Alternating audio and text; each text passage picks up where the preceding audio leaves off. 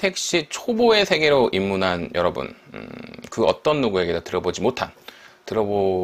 수 없는 그런 꿀팁을 베테랑 택시 선배인 제가 하나씩 알려드리도록 하겠습니다. 주행은 끝났고 이제 세차 부분으로 갈 거예요. 세차는 뭐 제가 최근에 어떤 얘기 들었냐면 손님한테 자기가 택시를 10몇 년을 탄 직장인인데 두 번째, 그러니까 이런 택시에서 정말 쾌적하고 너무너무 기분이 좋은 향기가 나는 두 번째 택시를 탔다라고 얘기를 하면서 기사님의 노하우가 뭔지 좀 알려주실 수 있나요?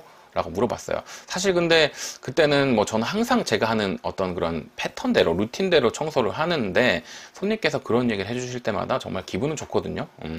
그 얘기를 지금 할 거예요. 자, 세차 전에는 우리가 보통 세차기, 자동 세차기에 들어갑니다. 보통 서울 같은 경우는 이제 개인 택시, 그 충전소, 전용 충전소들도 있고, 뭐, 여러 동네 충전소들이 있고, 그 충전소 안에서, 자체적으로 운영하는 자동 세차기들이 있기 때문에, 거기에 들어가기 전에 꼭 오토홀드 버튼을 해제해야 돼요. 요즘 나오는 차들 여러분 오토홀드 다 있죠? 오토홀드 버튼 뭔지 아시죠? 누르면은 자동으로 신호대기나 바퀴를 눌렀을 때 D 주행 상태에서도 차가 서 있는 기능인데 이 오토홀드를 해제하지 않으면 바퀴가 헛돕니다. 꼭 오토홀드는 해제하셔야 된다. 자, 그리고 세차 전에 외기 순환 모드를 내기 순환 모드로 바꿔야 돼요. 밖에 있는 공기가 세차하면서 안으로 들어오게 되면은 아무래도 조금 오염 물질이 들어올 수 있기 때문에 유턴 모양을 눌러 주셔서 외부 공기가 유입이 안 되게끔 해 주셔야 된다. 자, 그리고 세차 후에는 바로 이제 브레이크 계통이 조금 이렇게 패드 부분이 젖어질 수 있기 때문에 미끄러울 수 있겠죠. 그렇기 때문에 세차기 나오고 나서 특히나 세차기 나와서 이렇게 경사진 부분이 있을 수 있거든요. 그렇기 때문에 보행자가 분명히 나는 브레이크를 밟았는데 보행자가 지나가면 세차 이후에 이게 미끌려서 사고가 날 수 있을 수도 있기 때문에 이런 것까지도 여러분 고려를 하셔야 된다. 그쵸? 그 다음에 꼭 서행 운전 하셔야 됩니다. 미끌려서 사고 나는 경우 왕왕 봤어요. 자, 그리고 걸레는 저 같은 경우는 4가지, 5가지를 써요. 3가지 이상을 꼭 쓰는데, 저 같은 경우는 실내용, 그 다음에 안에 발판 걷어내고 밑에 닦는 용, 실내용이라는 거는 이제 뭐 의자나 이런 거 닦는 용, 그 다음에 거울 전용, 유리 전용이죠. 그 다음에 외부 전용, 뭐 바닥 전용 이렇게 다 여러 개 나눠서 글씨를 써놓고 쓰거든요.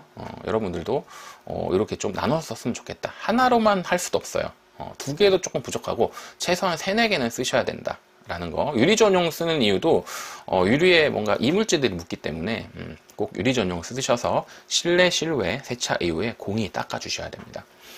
자, 그리고 발판은 보통은 이제 고무 발판에 쓰시게 되는데, 뭐 어떤 분들은 그 잔디 매트나 이런 것도 쓰는데, 저는 고무 발판, 순정 발판이 좋다라고 생각하는 게 왜 그러냐면, 매일 빨아야 돼요. 저는 무조건. 운행 끝나고 나면, 손님을 1명 태웠든 2명을 태웠든 매일 세차, 귀찮아도 세차하고 들어가는 것이 이제 습관이 됐거든요. 이렇게 하니까, 정말 냄새도 안 나고 정말 깨끗한, 고컨디션 유지할 수 있는 겁니다.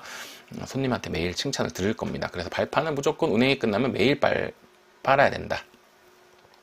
자, 의외로 차의 악취는 제가 조금 전에 설명을 드렸죠. 걸레를 1-2개만 쓰거나 발판을 자주 안 빨거나 더러운 걸레로 의자를 닦아서 오는 경우가 많이 있습니다.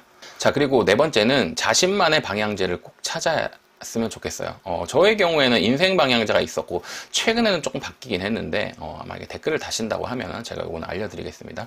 자신만의 방향제 꼭 찾으면 좋겠어요. 이것도 써보고 저것도 써보고 뭐 최근에는 어떤 뉴스에서 조금 발암물질이 포함된 방향제도 있다라는 걸 제가 뉴스를 봤기 때문에 방향제가 꼭 필수템은 아닌데 아무래도 조금 여러 사람들이 들락날락하고 담배 피우시는 분들도 많고 조금 향취가 유독 강한 분들도 있기 때문에 저 같은 경우는 방향제를 조금 쓰는 편이거든요.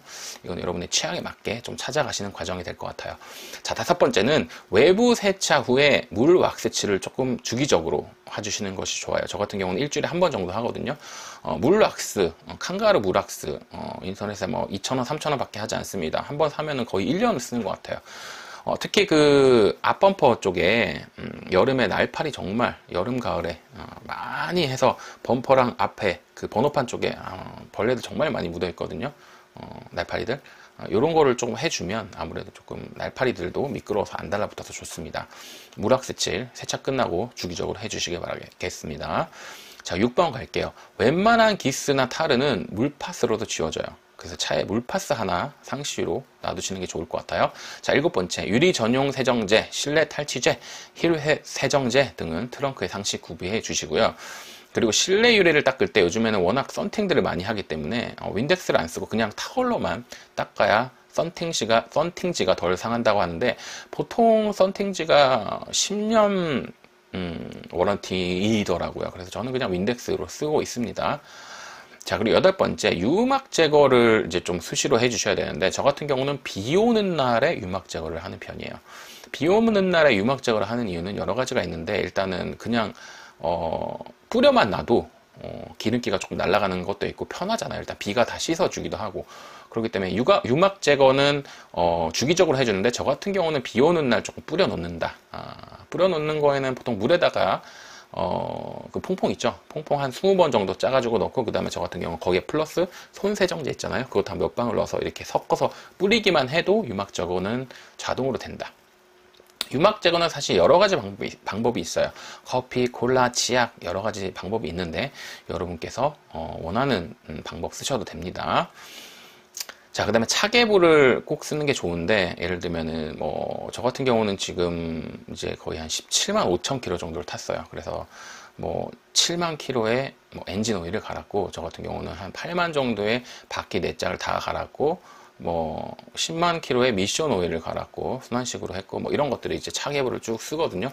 차마다 이제 순환되는 그 키로수마다 해줘야 될 역할들이 있는데, 차계부를 꼭 쓰셔야 됩니다. 그리고 저 같은 경우는, 하루에 이제 매일 몇 리터 넣고, 내가 몇 킬로를 운행했으면 연비가 얼마인지도 꼭 나오거든요. 그러니까 연비까지도 꼭 매일매일 기록하는 습관 여러분 중요합니다. 자, 이제 경정비 부분으로 갈게요. 제가 경정비 같은 경우는 제가 일전에 어떤 그 모 카페에다가 올려드린 게 있는데, 이거는 제가 나중에 다시 정리를 해서 요것만 따로 방송을 한번 드리도록 하겠습니다. 자, 여러분, 엔진 오일은요, 복지 매장이나 개인 택시 전용 카센터로 가면 2만원대, 지금은 거의 2, 3만원대 정도 되는 거 같은데, 현금 카드 가격으로 갈 수가 있어요. 그래서 엔진 오일은 여러분께서 좀 단골 매장을 만들어서 하는 게 좋고, 저 같은 경우는 최근에 SK VIP다 보니까 3만원짜리 그 엔진 오일 쿠폰이 나오거든요. 그래서 SK 메이트 가서 좀 갈고 있기도 한데, 여러분께서 원하시는 대로 하시면 되고, 써보니까 정품보다는 합성유 지크 계열의 OW30 정도가 무난한 것 같아요. X7, X9 있는데 여러분께서 원하시는 걸로 가시면 되겠습니다. 자, 그리고 대부분 6만에서 10만 킬로 안에서 무상 수리 기간이 도래해요. 부품마다 조금 달라요. 그래서 자주 발생되는 문제점을 꼭 숙지해야 되는데, 최근 현대 뉴라이즈 신차에서 가장 많이 발생되는 문제점이 브레이크 계통의 찌직하는 소음, 패드 불량, 그리고 가스 게이지가 끝까지 안 올라가는 거, 퉁퉁 치는 소리 여러 가지가 있는데, 차마다 이건 조금씩 마감이 조금 불량한 게 있으니까 이런 거는 여러분께서 조금 미리 알고 계시는 게 좋을 것 같아요. 그리고 요즘 워낙 전기차들도 많이 나오기 때문에 각 차마다 관리하는 요령들이 있겠죠. 자, 그리고 여러분 5번째는 안전에 관한 옵션은 최대한 넣는 것이 좋다.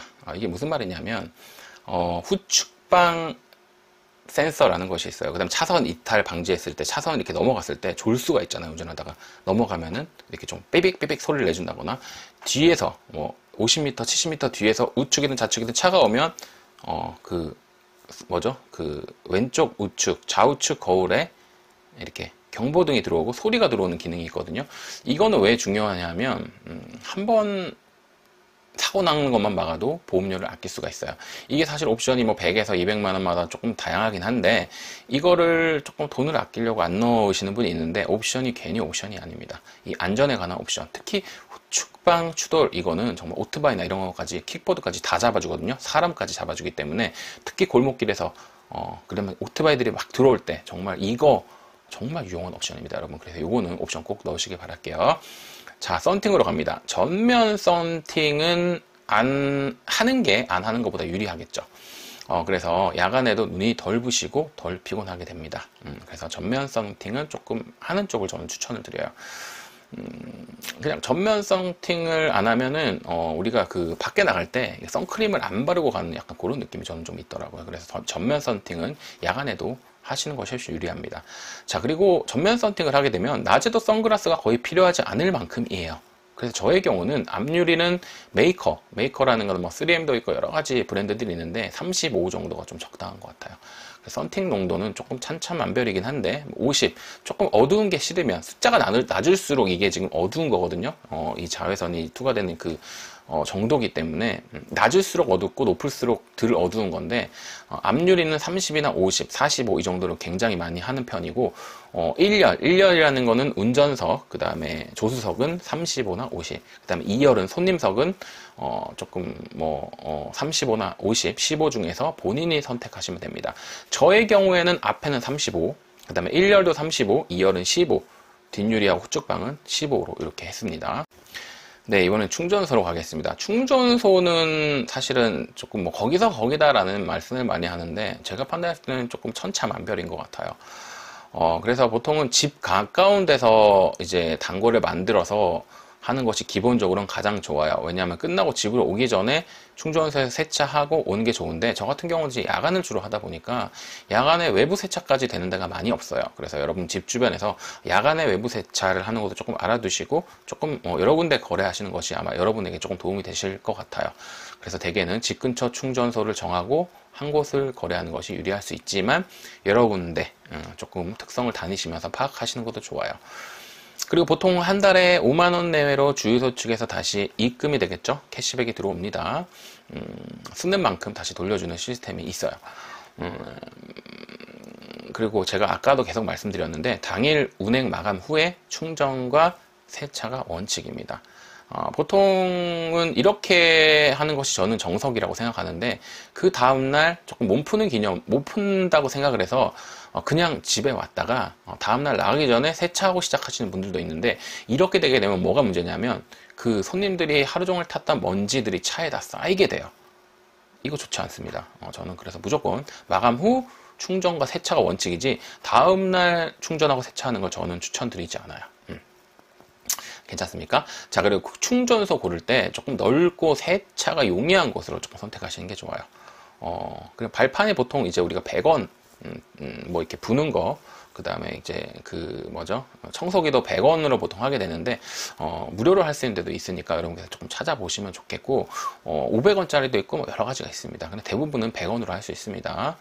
그리고 대부분 경기도가 서울보다 가스가 조금 싼 편이에요. 그래서 경기도 갈 때 가스 넣고 오는 것도 하나 방법이 될 수 있겠습니다. 자, 다음은 부재와 충전에 대해서 설명드리도록 할게요. 여러분, 부재 일에는 충전하면 안 돼요. 아직까지는 이제 우리가 지금 이번에 10월 달에 국토부에서 발표한 내용이 부재를 이제 해제하겠다. 서울시에는 공고를 했고, 지금 이것이 부재 해제가 서울시의 소관이고, 이제 국토부로 넘어오는 과정에 있기 때문에 아직까지는 부재가 있어요. 야간 9시 이후에는 부재가 해제되긴 했지만, 4시, 새벽 4시 이후에는 우리가 그 각 조마다 일을 할 수 없거든요. 야간, 심야 전용 택시 빼거든요. 그렇기 때문에 부재 일에는 충전할 수가 없어요. 그리고 충전 시에는 1시간 텀을 주고 충전을 해야 됩니다. 그리고 하루 충전량도 정해져 있고요. 만약에 초장거리를 갔다, 뭐 대전, 대구를 갔다 그러면 도착지에서 충전을 하고 다시 서울 와서 만땅 충전하시면 되겠죠. 자, 오늘은 초보 택시기사가 꼭 알아야 될 여러 가지 항목들에 나눠서 제가 설명을 드렸는데 제 강의 어떠셨나요? 아마도 많은 분들에게 앞으로 택시를 시작할, 그리고 택시를 막 시작한 분들에게 조금이라도 도움이 되셨으면 좋겠고, 앞으로 여러분과 다양하게 다룰 주제들 말씀드리자면 뭐 장거리 운행 요령이라든지 손님에게 뭐 팁을 잘 받는 운행 요령이라든지 아니면 과속 딱지를 잘 안 떼는 방법, 그리고 경찰을 만났을 때 어떻게 대처해야 되는지, 112 신고는 어떻게 해야 되며, 그다음에 폭행 피해를 당했을 때 어떻게 해야 되는지에 대해서 낱낱이 제가 설명해 드릴 예정이니까 제 영상이 좋으셨다면 구독 그리고 좋아요 꼭 눌러주시길 바라겠습니다. 저는 다음 시간에 다시 돌아오도록 할게요. 감사합니다.